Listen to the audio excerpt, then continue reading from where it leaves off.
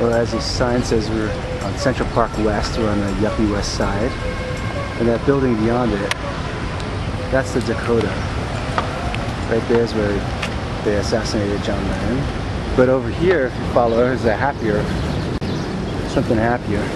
Let's go to something happier. Here's Strawberry Fields. Ed Koch set this up for Yoko after John got killed. It's pretty cool. Let's just go and look.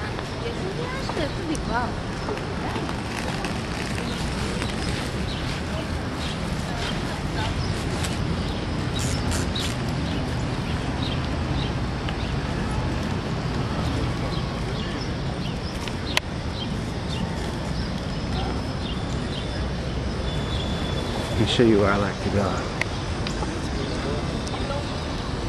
This place over here.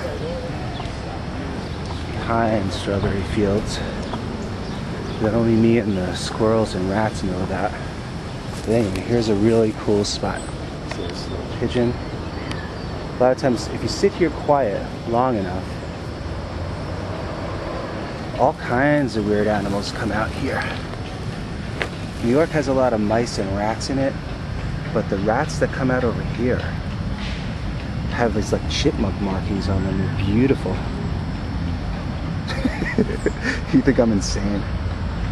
Anyway, this is my own little secret private spot behind Strawberry Fields.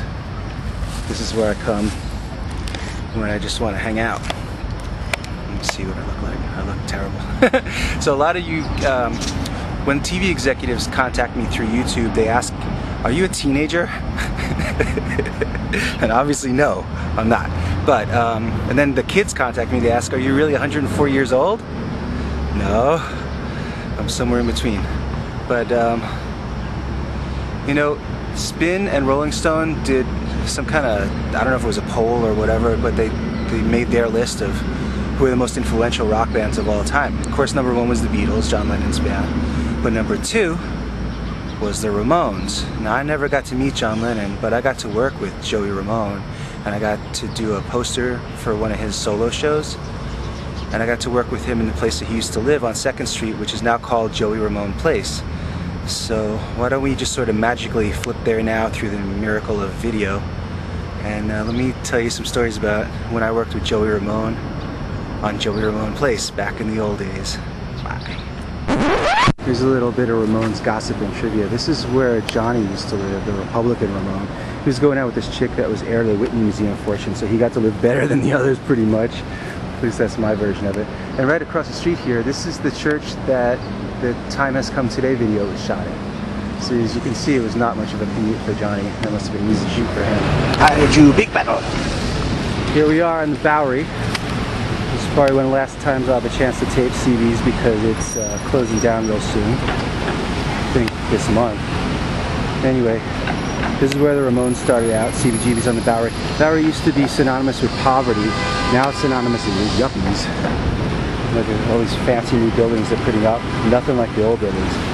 Anyway, after they started to play CB's a lot, Joey moved right over here to 2nd Street, which you see now is called Joey Ramone Place.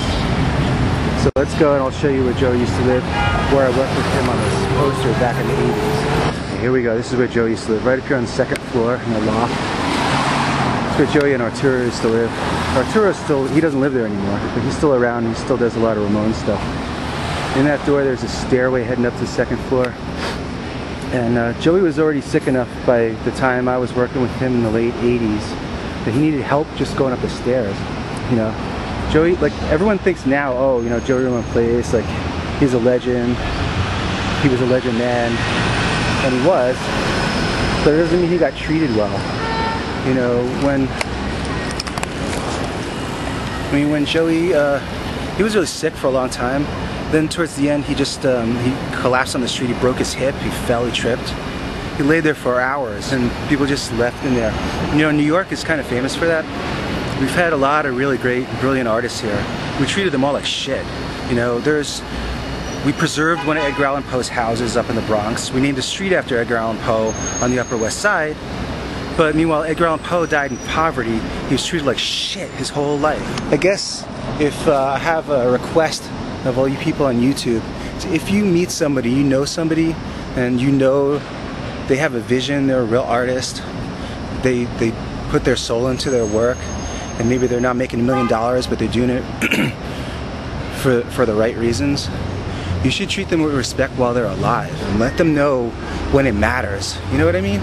Don't name the street after Joey when he's dead. I mean, that's fine, there's nothing wrong with that, but it's like, he didn't make $1 million, you know, he didn't get to live the lifestyle that he deserved to live. Neither did Dee Dee. Why do those guys have to struggle so hard? Why don't we have a little respect for the people that deserve respect? So, probably, oh my God, Evil Dead the musical. Oh look, American Hardcore. I haven't seen this movie. I haven't seen this movie, but I read the book. It's by Steve Blush. He's a friend of mine. He's a good guy. So you should see that movie. Anyway, that's it. I'm done. We'll be back with cartoons next time. Bye.